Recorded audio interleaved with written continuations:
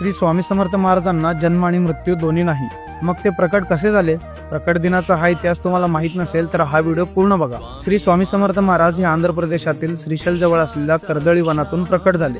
1459 साली श्री नरसिंह सरस्वती स्वामी महाराज यांनी गाणगापुरास निर्गुण पादुका स्थापन केल्या व त्यानंतर श्रीशैल यात्रेचे निमित्त साधून ते कर्दळी वनात अदृश्य झाले। याच कर्दळी वनात सुमारे 300 ते 350 वर्ष महाराजांनी कठोर तपश्चर्या केली। या काळात मुंग्यांनी त्यांच्यावर वारुळ रचले।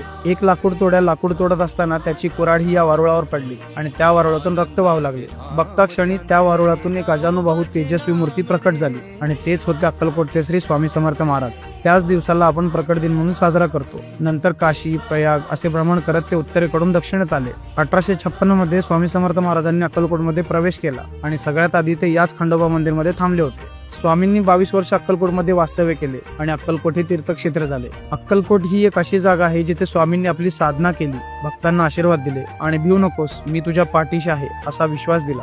तुम्हाला कधीही वेळ मिळाला तर एकदा अक्कलकोटला नक्की भेट द्या, कारण स्वामींच्या दर्शनाच्या वेळी एक वेगळीच आध्यात्मिक ऊर्जा जाणवते जी शब्दात सांगताच येणार नाही। स्वामींच्या कृपेने तुमच्या जीवनात सुख, शांती आणि समृद्धी येवो हीच या प्रकट दिनी स्वामींकडे प्रार्थना। जर तुम्हाला प्रकट दिनाची ही माहिती आवडली असेल तर पेजला नक्की फॉलो करून ठेवा। जय श्री स्वामी समर्थ।